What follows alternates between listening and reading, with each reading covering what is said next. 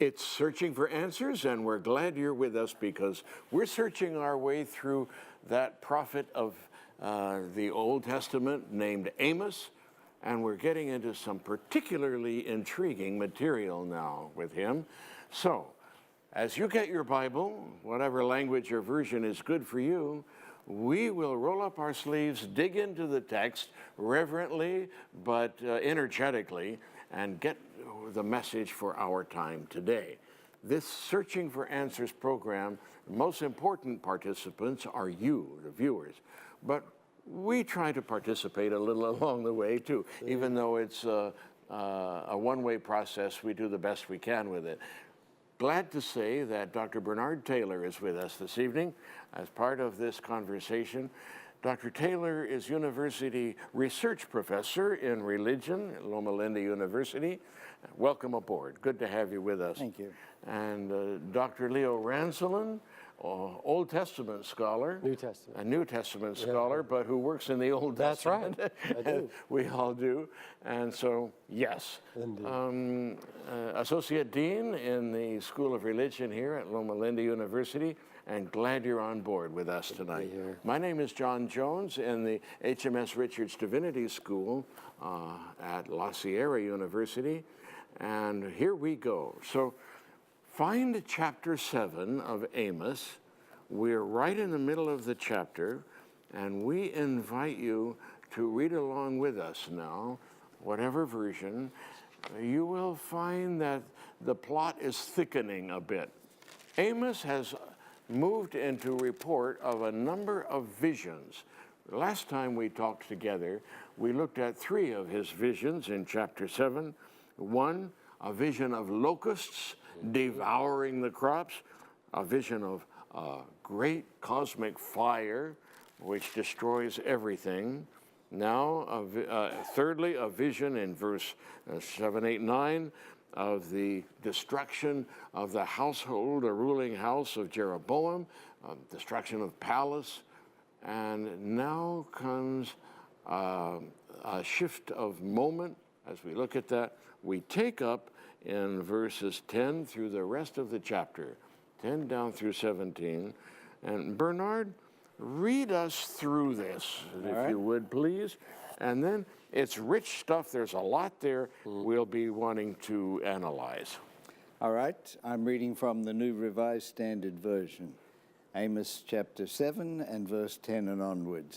Then Amaziah, the priest of Bethel, sent to King Jeroboam of Israel, saying, Amos has conspired against you in the very center of the house of Israel. The land is not able to bear all his words. For thus Amos has said, Jeroboam shall die by the sword, and Israel must go into exile away from his land. And Amaziah said to Amos, O seer, go, flee away to the land of Judah, earn your bread there, and prophesy there. But never again prophesy at Bethel, for it is the king's sanctuary, and it is a temple of the kingdom. Then Amos answered Amaziah, I am no prophet, nor a prophet's son, but I am a herdsman and a dresser of sycamore trees. And the Lord took me from following the flock, and the Lord said to me, go prophesy to my people Israel. Now, therefore, hear the word of the Lord. You say, do not prophesy against Israel, and do not preach against the house of Isaac. Therefore, thus says the Lord, your wife shall become a prostitute in the city, and your sons and your daughters shall fall by the sword, and your land shall be parceled out by line. You yourself shall die in an unclean land, and Israel shall surely go into exile away from its land. Ouch. Yes. So, interesting, the word treason is never used. But it's implied. It's certainly implied. Now, first off, we have Amaziah, who was a priest. And as recently as our previous session, we were talking about the relationship between priest and prophet. And here the two meet. It's not necessary that it be antagonistic as it is here. And it used to be regarded as essentially the normal mode of interchange, but that has been greatly modified in understanding. Now, this is Bethel. This is the king's chapel. And Amos has come here and is reported by Amaziah to be saying things. He has conspired against you in the very center of the house of Israel. The land is not able to bear all his words. And he gives the words that you heard, that Jeroboam will die, Israel must go into exile. And Amos tells him to go home. And Amaziah tells Amos to go home and tells him never to return. Go home and prophesy if you will, if you must. And then Amos gives his reply. And perhaps we need to look at that first section, and then we can come to the later section. So verses 10 through 13, in other words. Right. Yes. Yeah. Right. Yeah. What do you think, Bernard? What hits you here? The more we change, the more we stay the same. Everybody has their limit. And the button has been pressed. Nobody knew it was there, but Amaziah has been looking for a way, I think, to bring this to a halt. He has persisted with it, though. He has been looking for a way to stop it. And then these words are spoken. So the words we find elsewhere in the book. The basic message is accurate, but how to deal with it is not appropriate to the occasion. And it's a normal reaction. Go home. Yeah. Go home. Yeah. We don't need your message. We don't want it.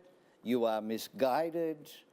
You believe you are deluded. You believe that you're a spokesperson for God, and you're just annoying. Yes, right. That's right. You're upsetting the people, and that's enough. It's interesting that this is set within another verbal level. It's a report from Amaziah the priest to the king. Yes. King Jeroboam. Yes. So what we must envision here is Amaziah saying, "O king, live forever. I'm just letting you know, we've had this guy hanging around here, and he's a real nuisance, you know. And I'm just telling you what he said, and I'm telling you what I said. I said, get out of here and don't come back anymore, because this is the king's sanctuary. O king, may you live forever. I'm supporting your sanctuary. It's the temple of this kingdom." So not of the Lord. And right. And so this ends up with a pledge of allegiance to you, O king, and your sanctuary. Now this is what I said, and I just letting you know, I've kind of told him where he can go. Right? Right. So I think it's also important to put this in context, and that is, let's not forget, the northern kingdom of Israel is enjoying immense economic prosperity, territorial expansion, military security.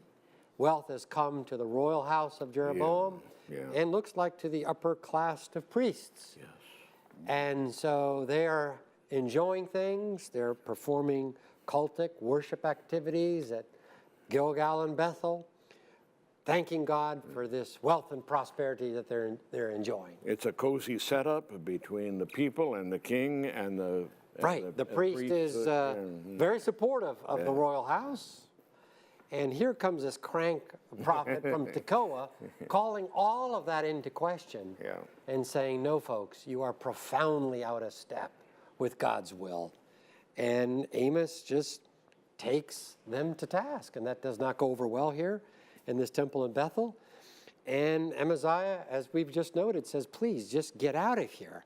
Now, what I find very interesting in 10 through 13, not once does Amaziah say, reference to these words coming from God. These are the words of Amos. And so he just thinks it's this messenger from Tekoa, this seer, this prophet. This is his take of things. It's not really the word of God. And that there's It seems to me that's what Amaziah yeah, said. exactly. And that there's a material commercial motive. Earn your bread down there. That's right. So basically, the assumption is that he's just prostituting himself in a way to enrich himself in some way. And don't come to the northern kingdom of Israel to make your living Yeah. here with your prophetic office. Now, at the same time, we have been on Amos's side, naturally, as we're doing this. Right. But at the time, prophets weren't held in high regard either. Now, you know how the president serves at the will of the board. Amaziah was serving at the will of the king, it seems. And he was in the king's employ. I was going to say pocket, but they may not have had pockets, but in his employ and looking after his interests. And this is not in the king's best interest. But prophets had fallen into that as well. They'd lost their independence, which served them so well. They could say whatever they wanted to say because they were not in the employ of the ones they were speaking against, and particularly the king as the leader of the people. I think that's an important point to make because people oftentimes overemphasize this conflict between priest and prophet. Yes. And your comments suggest that oftentimes even prophets were supportive of the royal house and part of the status quo, if you will, that legitimated more often than not a royal house that was out of step with the will of God. So, yeah, I think true, there's conflict between priest and prophet, but I think we should not overstate that in light of this passage. We have a story earlier in Old Testament times of King Saul not liking what a particular prophet says about a military venture, and saying, "Go find some other prophets, who prophesy that I will gain the victory." We see how shallow and mercantile the whole thing can become. Both priest and prophet can be co-opted by political powers. Apparently so. Yeah. Can't imagine. I'm glad we don't have that kind of problem. And that's all I'm going to say about that. Yeah, so I'm not notice he's called a seer, but Amos changes the word. I'm not a prophet. Those are two different things, but either one is capable of corruption. Yeah, in 1 Samuel, the text pauses to note that Samuel was a Navi, and that a Navi used to be called a seer. Yeah. So it seems to have been date stamped. Now I say a seer, somebody made a rule in English that you could only have the same letter twice in succession, not three, because seer really is a seer, one who sees. That's the origin of the word, not only in English, but in Hebrew. And it should have three E's then. Yes. You would spell the word see, and then you put ER on the end, but you can't do that in English. So it is one who sees. Yeah. And so that was apparently a characteristic of this from the beginning. And we don't know the origin of the later term, Navi. the Navi. It doesn't have any easy etymology, but that's the term that was adopted. We don't find it in other languages around the Middle East there at the time. But there is this change. And so that is a direction in which the account goes from there. I think it's also important for us to underscore a point here that Dr. Taylor alluded to earlier. How brilliant and astute of Amaziah. I've got this crank here causing problems. What better way to get rid of him than to suggest he's putting together a conspiracy, a rebellion, treasonous activity, perhaps fomenting among people there that could challenge and threaten the royal house. What better way to tar and feather this prophet than to suggest he's behind a conspiracy. Yeah. Wonderful, if you will, fear tactic to undermine Amos's prophetic ministry. Yeah. What political powers do. And then guilty until proved innocent. Right. Yeah, and just tweet that out. You know? Right. Yes. Yes. So, but Amos comes right back. You know? Yeah. Oh, verse 12, Hosea, go flee away to the land of Judah, earn your bread there and prophesy there. Those are two ways of saying the same thing. Yeah. So that Your the prophet. implication is Yeah. that Amos is currying some sort of favor, presumably with the people, building a rebellion potentially against the king, and so they will support him, and that's how he's earning his money, and that's what gives rise to what comes up next in the account. Yeah. Yeah. Really insidious. Really.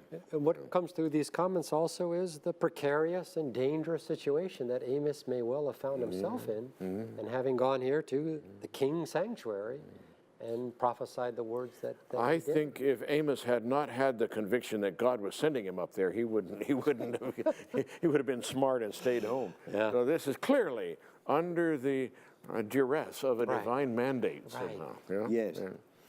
So then, now we take up 14, 15, 16, and 17, Amos's reply. And that goes right down to the end of the chapter. And basically he's saying, I'm here because I have to be. This is not me just trying to be exploiting the situation. You know. So what do we make of this now? I'm not a prophet. Son of a prophet. This may have been regarded as a hereditary role in some circles. I'm just a shepherd. I just take care of fig trees. It was the Lord who took me and sent me. Go prophesy to Israel.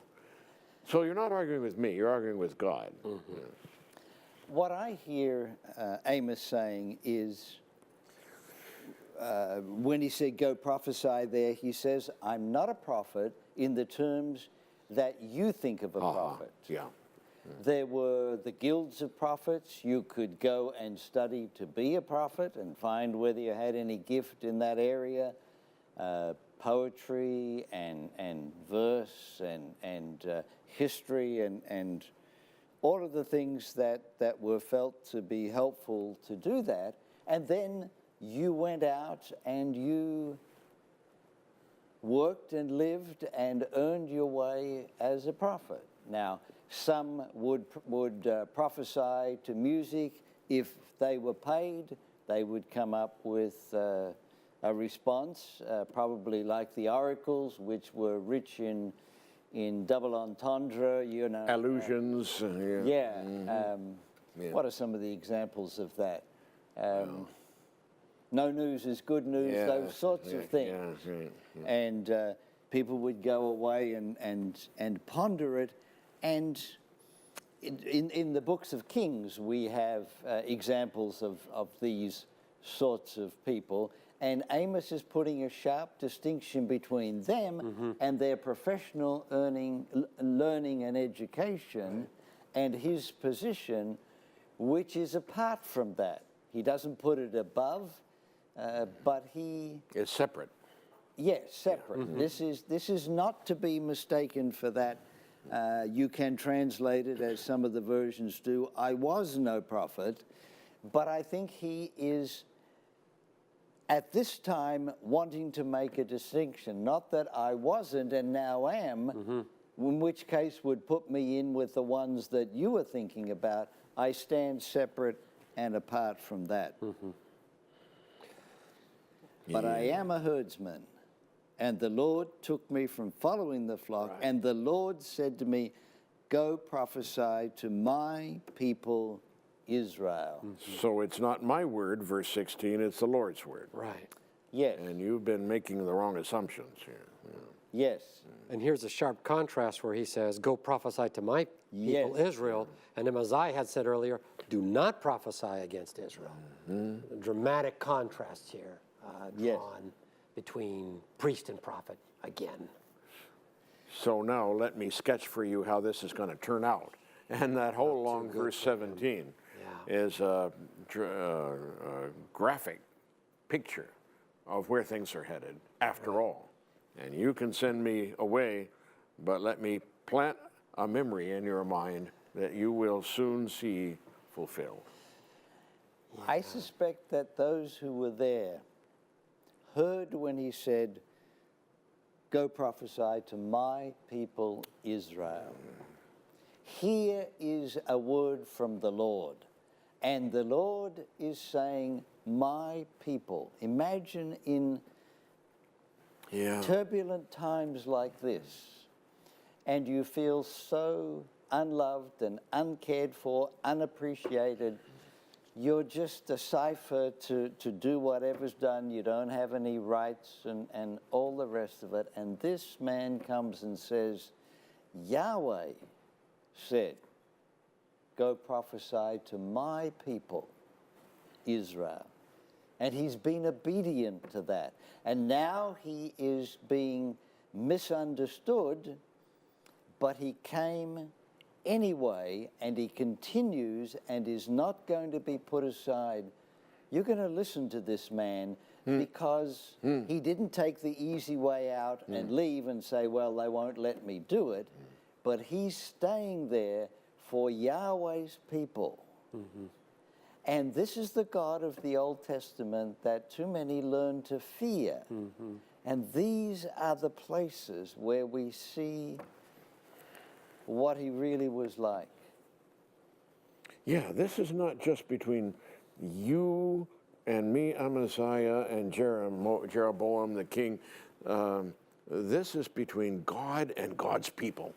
Yes. And neither you nor I can gainsay it, right? Right. Having taught for a number of years when I was at Pacific Union College, Prophets of Israel, I was always so struck by the challenge and duress and difficulty of discharging the prophetic call that God placed upon his prophets. And I see a hint of it here in Amos, but in particular I saw it with Jeremiah and Jeremiah's confessions, 11 through 20, and where at times he had a sense, maybe I need to leave this. And I think there's a text or two where if you were to leave, I will grab you and bring you back. The sense of compulsion and the need to discharge the prophetic office. I feel for these folk. What a challenging and difficult task and precarious task that I alluded to earlier. But you, Dr. Jones, you referred to verse 17, and it's troubling to me to the kinds of things that he sketches here that are going to come upon Amaziah because of his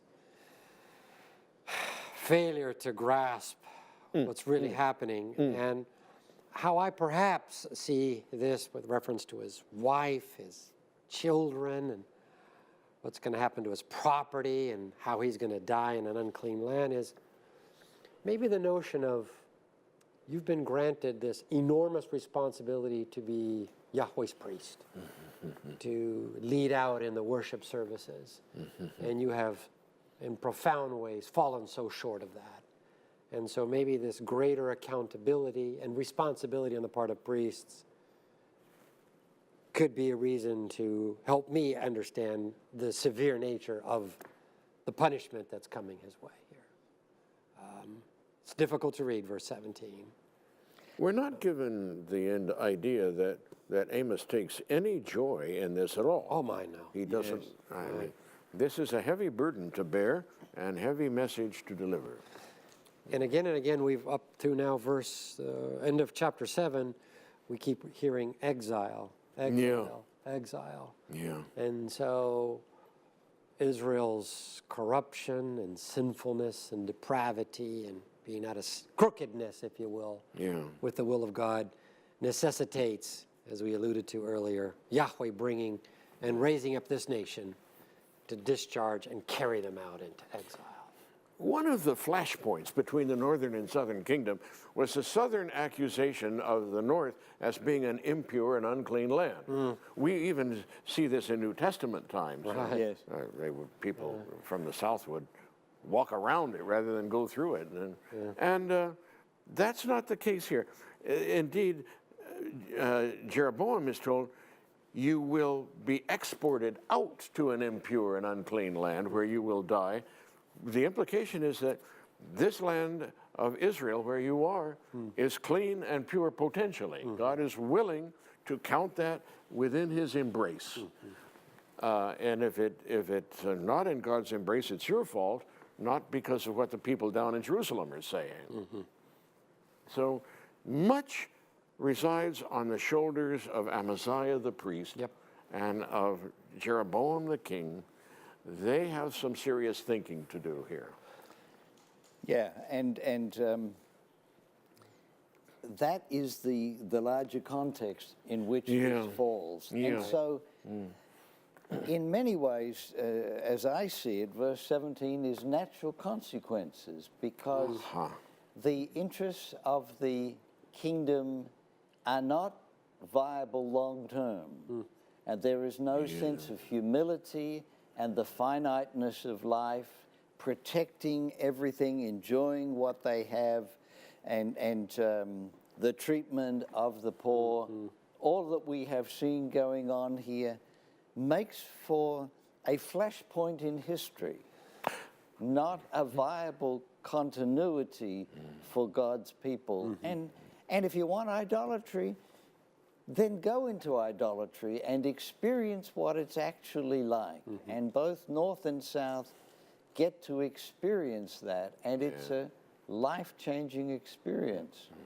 Nicely said, and I would add to that, I think we need to be careful in drawing a contemporary application of this passage to the church today when we think of perhaps leaders who are out of step with the will of God, maybe exercising some draconian measure that gets sketched here. I think we need to be careful in making that pastoral move, if you will.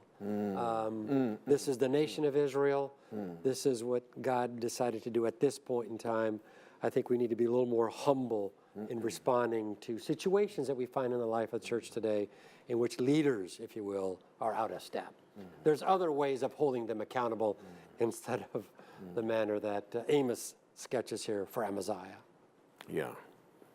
So the call is a broken-hearted call, so to speak, to step back, and a call to humility, a call to sincerity, a call to faithfulness, and a call to a shared vision where North and South could hold hands and go forward together again. And that's, I think, we read in the writings of Ellen White about the stories of Jesus who had to reprove people with, she says, tears in his voice. We hear the tears behind it. This is not reveling in the sadness of this message. And so we read again God's voice through the human voice, calling us again to account, not to human power, but to divine authority. This is searching for answers.